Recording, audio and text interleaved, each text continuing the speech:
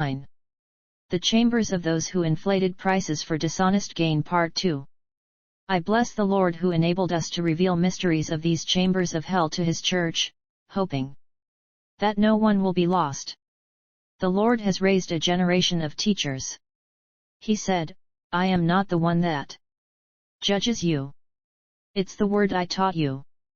These words will manifest in the day of judgment to testify against you if you failed to obey. On the day of judgment, the Lord will call every pastor with all the souls that heard his teaching to be judged through the man of God. If the man of God has carried out his mission of teaching these souls sound doctrine, he will be innocent to their blood. If he had failed to teach them the sound doctrine that can save their souls, he will be held accountable for their souls and will be damned. If the man of God had taught the biblical word and sound doctrine but his members had failed to follow his teaching, these people will perish.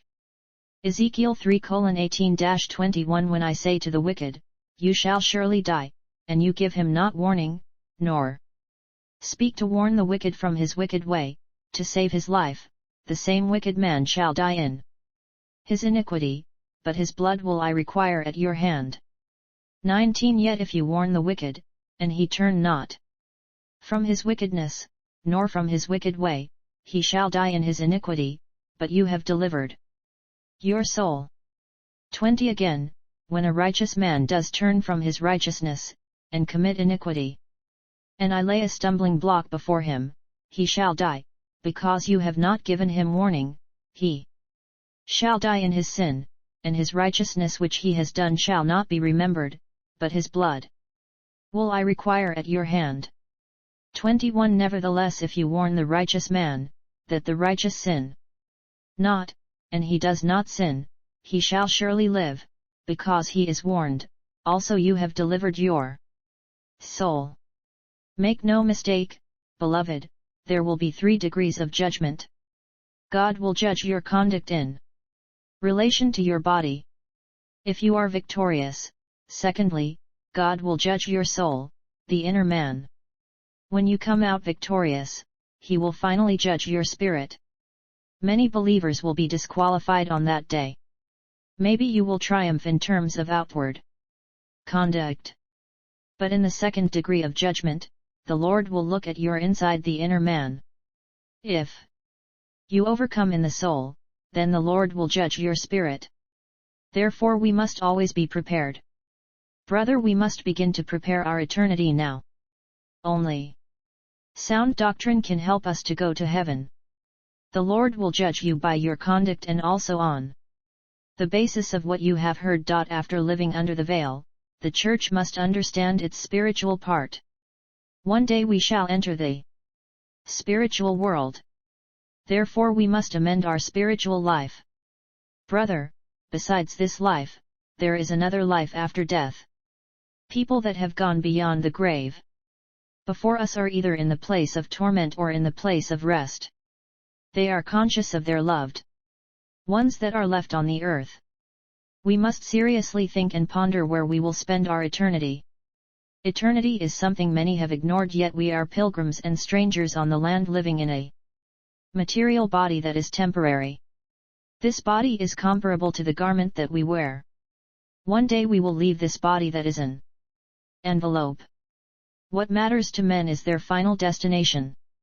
Inside men, there is something that will not pass, that will live forever, which is the soul of the man. Your soul will live forever. You are not the exterior, which is simply an envelope, but you are the interior that is eternal. Man is a spirit. The interior man does not need beauty and material stuff. That's what your envelope demands. Mark 8:36 For what does it profit a man to gain the whole world and forfeit his soul? Even if you went to university and got many diplomas, you are only satisfying your body, which is not you but your envelope. You are not meeting the need of the inner man. What matters in men is the interior. Your path and works are predetermined by the Lord in advance. The issue with the Lord is not how long you live on the earth. We can see that even righteous men don't always live longer. The Lord wants you to go to heaven. The time given to you is so that you can prepare yourself. In this experience, the Lord took me to a place where I saw many pits of fire with people inside. And He informed me that it was a place where people that sell items in the market at exaggerated prices are damned forever. I saw that all these pits of fire were surrounded by boards upon which were written exaggerated prices of items. I observed these pits that stretched far beyond what my eyesight could see. Leviticus 25:14 And if you make a sale to your neighbor or buy from your neighbor, you shall not wrong one another. The Lord said, we have to visit these souls. I want the world to be aware of all the realities that you will see here.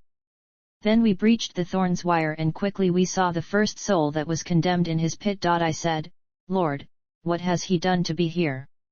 The Lord said, all the articles that he was selling on the earth, their average prices were well known. When an item was $20, people often bargained to get them at $15. But when this man was selling his goods, despite the fact that the prices of his items were well known, he was giving the prices of his items on the basis of people's appearance. Whenever he noticed that a customer seemed well off, he was jacking up the price. This man was giving prices of items depending on people's appearance. He could distinguish the rich from the poor, and those who were rich were supposed to buy his goods at jacked up prices. Yet the item's average price was well known. This is the reason his soul fell in hell. The Lord said, tell my people all those who sell articles and items at discriminatory and unjust prices have no portion in my kingdom. I like honest believers, but those who commit evil will not enter the kingdom of heaven. This is the fate of all these people that inflate prices and overcharge for dishonest gain. Leviticus 19:35-36 You shall do no wrong in judgment, in measures of length or weight or quantity. You shall have just balances, just weights, a just ephah, and a just hin. I am the Lord your God, who brought you out of the land of Egypt. Then we continued our journey. We saw another soul that was in the flame of hell. He was in the worst torment. I saw that he was really enduring unbearable pain. I asked, what has he done in the world before here? The Lord said, when he was in the world, his mother could not go to the market to do the shopping for the family. Therefore, she charged him to do all the shopping for the family. Given that his mother was writing all the prices of these items that he was supposed to buy, his mother was giving the money on the basis of the average and known prices. But whenever this man was going to the market, he was bargaining with the sellers so that he would buy these items at a lower price, in order to profit from the remaining money. Yet this was not his money. This was money made available by his mother for family expenditure. He got in the habit of bargaining with the seller to get items at a lower price and profit from money that does not belong to him. He should have returned the rest of the money to his mother, for they do not belong to him. It's his mother that was to decide whether to give him that money or not. I said, Lord, if the judgment is this way, who can be saved? He has done nothing wrong. The Lord said, even if he bargains to get items at a lower price, it's still not his money. He should have returned the money to his mother. His task was just to buy goods and return the rest of the money to his mother, for it does not belong to him.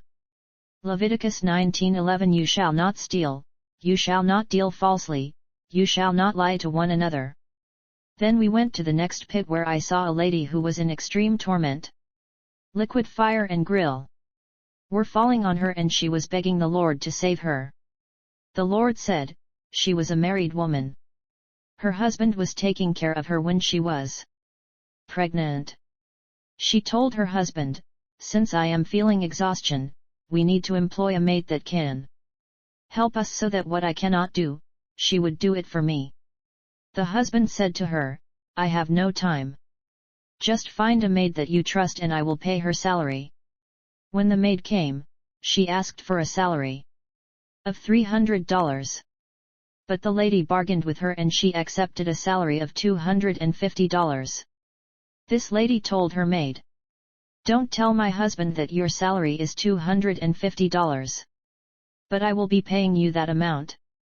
I only want my husband to know that we have agreed to a salary of $300.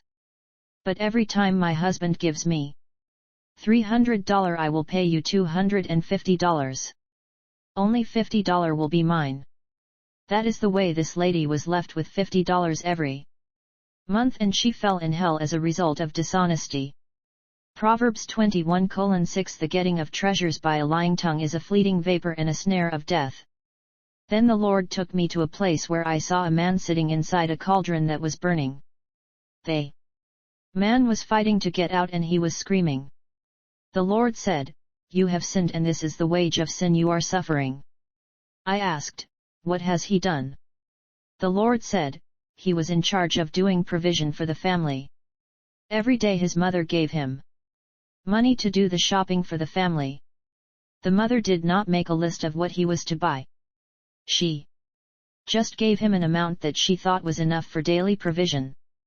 Though this man was doing shopping that was enough for the family, whenever some money was left, he was using it for himself instead of returning it.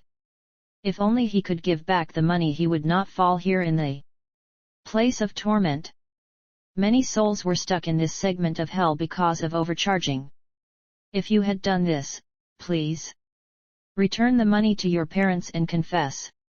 If you no longer have money to return, find something symbolic that has value in your eyes. If you have been lying to your customers, take what is considerable and get to see the pastor. Luke 11:41, NKJV, but rather give alms of such things as you have, then indeed all things are clean to you. Ezekiel 33:11 Say to them, "As I live, said the Lord God, I have no pleasure in the death of the wicked, but that the wicked turn from his way and live. Turn you from your evil ways, for why will you die, O house of Israel?"